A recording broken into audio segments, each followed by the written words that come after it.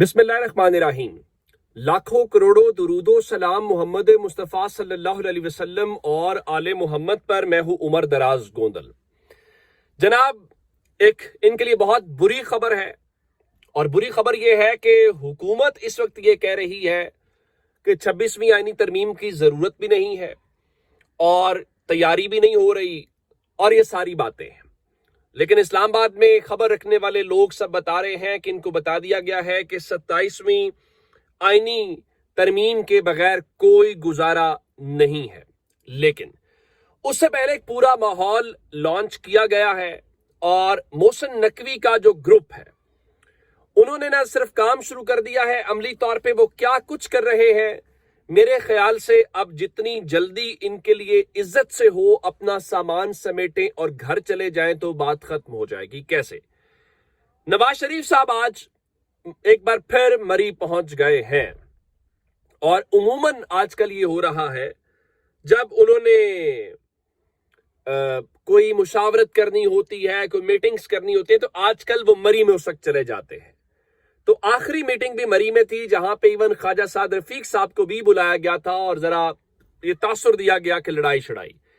इन्होंने फिर क्या किया कि राना सनाउल्लाह को लाहौर से इन्होंने कहा कि पंजाब असम्बली की जो जनरल सीट है उस पर लड़वा के लेके जाते हैं। फिर साले जाफर के लिए खबर लगवाई गई कि जी राना सनाउल्लाह के मुंतखब होने के बाद उनको अहम जिम्मेदारी दिए जाने का इम्कान है, क्योंकि पहले तो वो अनइलेक्टेड थे, तो मुशीर लगाया हुआ था। तो अब जाहिर है कि वो अगर आते हैं तो मोहसिन नकवी अपने आप को इनसिक्योर फील करेंगे। अब इस सबके बीच में जो खबर है, जो मैं आपको बता चुका हूं कि हुआ क्या हुआ, ये कि एसएम तनवीर ने आगाज लिया कराची से, सिस्टम के ऊपर बात की। फिर कामरान खान साहब के मुतालिक कौन नहीं जानता कि कामरान खान साहब कब उनकी एंट्री होती है, कब किसका नैरेटिव बनाना होता है, तो पूरा मोमेंटम बिल्ड करते हैं। तो एसएम तनवीर ने उनका इंटरव्यू किया, उनके साथ उनके कामरान साहब ने एसएम तनवीर का इंटरव्यू किया, और कामरान साहब वाले इंटरव्यू के अंदर उन्होंने बताया कि फील्ड मार्शल ने हमसे 1 साल पहले हमें यह कहा था सूबों वाली बात। अच्छा, बिल्कुल ठीक है। अब 27वीं यानी तरमीम के जरिए तासुर यह है कि पहले जो सूबा बनना होता है ना, तो सूबा उस सूबे की सूबाई असेंबली से शुरू होता है कि 2/3 अक्सरियत से वो करारदाद मंजूर करते हैं। अब 27वीं यानी तरमीम के जरिए सूबों से ये इख्तियार वापस लिया जा रहा है। क्यों लिया जा रहा है मैं आगे चल के बता दूं। अच्छा, वहां से शुरू हुआ, फिर उसके बाद कल मुख्तलिफ थिंक टैंक्स के जरिए पेपर जारी किए गए। फिर कल सारे वो लोग, वो वीलॉगर्स, वो जर्नलिस्ट जो आजकल प्रो एस्टैब्लिशमेंट तस्वुर किए जाते हैं या एस्टैब्लिशमेंट की लाइन लेते हैं, उन सब ने कल वीलॉग्स किए या माहौल बनाया कि 12 सूबे नए बन रहे हैं, क्या कुछ हो रहा है, फलां फलां बातें। ठीक है, अब जरा मोहसिन नकवी ग्रुप में बार बार लफ्ज क्यों इस्तेमाल कर रहा हूं, क्योंकि एसएम तनवीर, गौहर इजाज ये मोहसिन नकवी के यार या दोस्त हैं। इसके साथ सोहेल वड़ाइस साहब के जो मज़ामीन है उनको भी इग्नोर ना करें कि वो भी सारी बातें कर रहे हैं। तो उसके बीच में जो कमी कोताही रह गई थी वो आज लाहौर में पूरी हो गई। लाहौर सुपीरियर यूनिवर्सिटी के अंदर आज एक जो ये प्राइवेट यूनिवर्सिटीज हैं इनकी एसोसिएशन के जेरे एहतमाम एक सेमिनार या एक इंटरेक्टिव सेशन रखा हुआ था।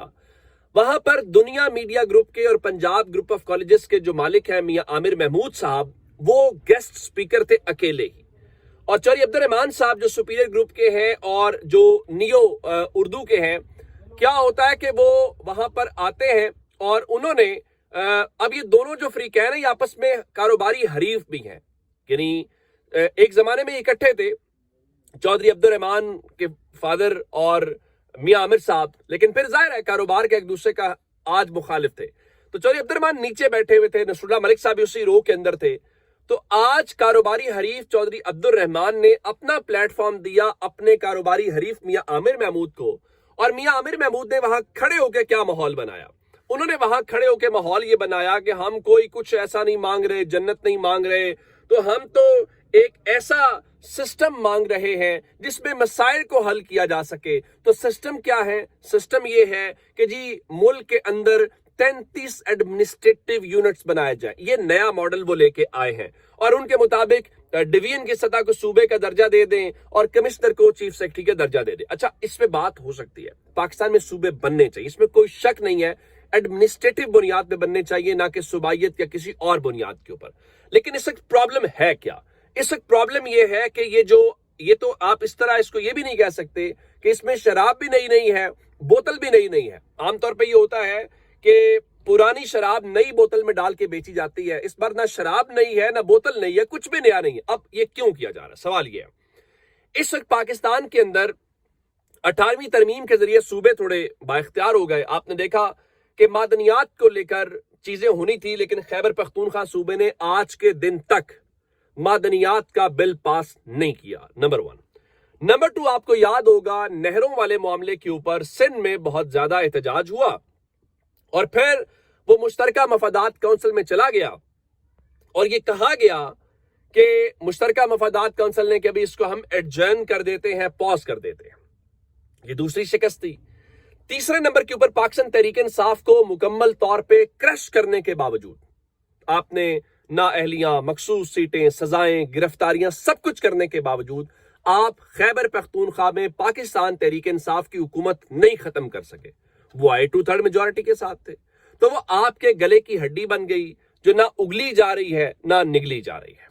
اچھا، اب اس کا حل کیا نکالا گیا ہے؟ اس کا حل یہ نکالا گیا ہے کہ ہم صوبوں سے اختیار لے لیتے ہیں اور ہم سیاسی جماعتوں کو، تحریک انصاف کو، باقی سب کو بے اثر کرنے کے لیے، کیونکہ ہم کراچی جو ہے، حیدرآباد، ان کو ملا کے الگ سے صوبہ بنا دیں گے. وہ MKM کے حوالے کر دیا. فی الحال پیپلز پارٹی کو رورل سندھ تک لے جاتے ہیں اور جو GT روڈ ہے کہیں اور لے جاتے ہیں، جنوبی پنجاب کہیں اور لے جاتے ہیں. مقصد میں کہہ رہا ہوں صوبوں کی ضرورت ہے، کوئی شک نہیں. لیکن اس وقت جو کیا جا رہا ہے اس کے پیچھے پرپس کچھ اور ہے.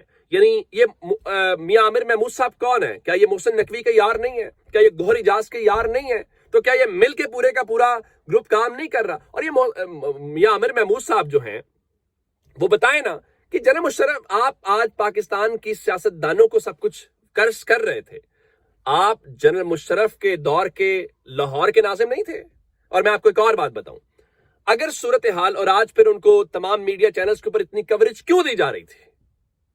کیوں کوریج دی جا رہی تھی؟ دنیا نیوز لائیو دکھاتا رہا، نیو دکھاتا رہا، سٹی 42 جو محسن نقوی وہ سب لائیو دکھاتے رہے. کیوں؟ یہ نیریٹو آپ کو صوبوں کے نام کے اوپر بیچا جائے گا، لیکن یہ پاکستان کی فیڈریشن کو، میں آپ کو ایک بات بتاؤں، پرابلم کیا ہے؟ کسی ملک میں آپ ایک گورنمنٹ کی بنیاد پہ فیڈرل چل سکتے ہیں. پاکستان ایک فیڈریشن ہے، کمپلیکس فیڈریشن ہے. ہمارے ہاں بلوچستان میں آلریڈی مسائل ہیں. آپ جب یہ کریں گے تو پھر ہمارے پاس چیزیں، وہ آلریڈی لوگ یہ سمجھتے ہیں کہ ہمارا سسٹم میں سٹیک نہیں ہے یا ہمارے ساتھ پرابلمز ہیں.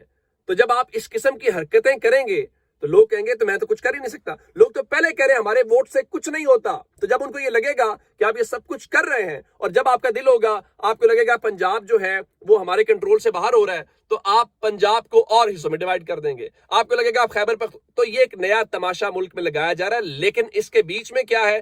اس کے بیچ میں یہ جو 27ویں آئینی ترمیم ہے اس کا ڈول ڈالا جا رہا ہے اور حکومت جو مرضی کہتی رہے.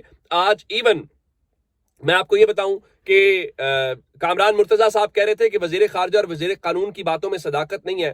حکومت اور ان کے ساتھ جو لوگ ہیں غلط چکروں میں ہے. لگتا ہے کہ اکتوبر، نومبر، دسمبر میں یہ 27ویں ترمیم لانا چاہتے ہیں. اور یہ کیوں لے کے آئیں گے میں آپ کو یہ بتا دیتا ہوں. پہلے مسئلہ ہوتا تھا کہ عدالتوں سے کوئی چیز ہٹ جائے گی، عدالتیں اڑا دیں گی. بھائی انہوں نے عدالتیں 26ویں آئینی ترمیم کے ذریعے اپنے کنٹرول میں لے لی ہیں. اب آئینی بینچ سے ہونا ہے تو جسٹس زمین الدین خان اڑائیں گے اس چیز کو. آج خط لکھا ہے جناب جو ججز 2 ہیں، منصور علی شاہ صاحب اور جسٹس منیب اختر نے، اور انہوں نے خط اس جواب میں لکھا جو یحییٰ آفریدی صاحب نے بتایا کہ پاکستان کے اندر اس ججز کمیٹی نے طے کیا تھا فل کورٹ کے سامنے لگے گا، اور انہوں نے انفارملی جا کے رائے لے لی. ان کا جی وہ ججز اس چیز میں حق میں نہیں ہے. بھائی وہ ججز کس طرح آپ رائے لے سکتے ہیں؟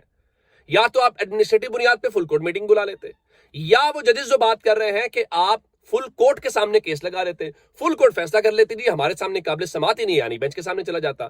سو ان ججز نے یہ بتایا ہے کہ یحییٰ آفریدی صاحب نے بنیادی طور پہ فل کورٹ کے سامنے کیس نہ لگا کے اس سسٹم کے حوالے سے ان کے لیے آسانی پیدا کی ہے. اور وہ جو جوڈیشل کمیشن کے سامنے لیٹر پڑھ رہے تھے، میرے خیال سے وہ لیٹر اس کے سامنے نہیں پڑھا جانا چاہیے تھا. یحییٰ آفریدی صاحب نے جو کام کیا ہے اس چیز کو اگنور نہیں کیا جا سکتا، اور اب یہ تاریخ کرے گی. اور انہوں نے بھی کہا کہ جہاں پہ آپ نے وہ اس دن کی میٹنگ منٹس اپلوڈ کیا، ہمارا لیٹر بھی کریں، کیونکہ ریکارڈ سٹیٹ ہونا چاہیے. اور اب تاریخ کو وہ اپنا فیصلہ سنانا چاہیے، اور وہ یحییٰ آفریدی صاحب کے حق میں فیصلہ نہیں سنائے گی. یحییٰ آفریدی صاحب کا کردار اس سارے معاملے میں بہت منفی یاد رکھا جائے گا. اپنا بہت سارا خیال رکھیے گا. خدا حافظ.